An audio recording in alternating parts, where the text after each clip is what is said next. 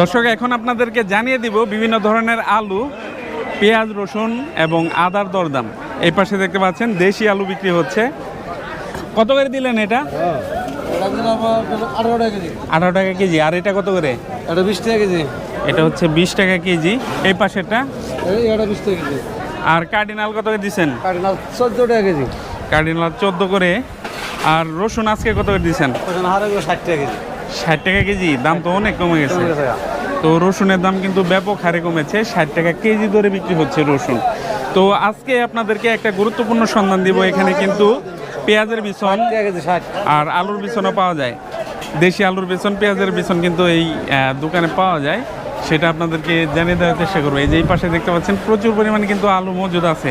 বিছন আলু কি আসছে? কোনগুলা? যে এই পাশে। তো আপনারা যারা আলু লাগাবেন, আগে ভাগে আলু লাগাবেন, এখানে চলে আসতে পারেন। ঠিকানাটা দিয়ে দিচ্ছি। এটা হচ্ছে সাতপাকিয়া ফেরিঘাট বাজার। দোকানের নাম কি?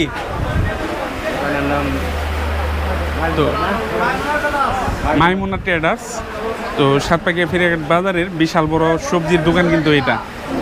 এই যে এই পাশে প্রচুর পরিমাণে বীজ আলু আর কি মজুদ আছে। আপনারা চাইলে এখান থেকে নিয়ে যেতে পারেন। পেঁয়াজ কি আসছে? পেঁয়াজ আসে নাই। পেঁয়াজের বীজ কবে নাগাদ পাওয়া যাবে? ও, বীজ আছে দেখতে পাচ্ছেন। এই পাশে কিন্তু পেঁয়াজের বীজ রয়েছে। এদিকে আসেন। এটা কি জাতের?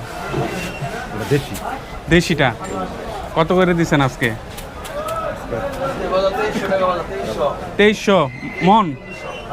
2300 থেকে 2400 টাকা মন দেশি পেঁয়াজের বীজ বিক্রি হচ্ছে। তো আপনারা যারা বীজ নেবেন চলে আসতে পারেন মাইমুনা ট্রেডার্সে। এখানে কিন্তু বেশ কয়েক বস্তা পেঁয়াজের বীজ এখনো মজুদ আছে।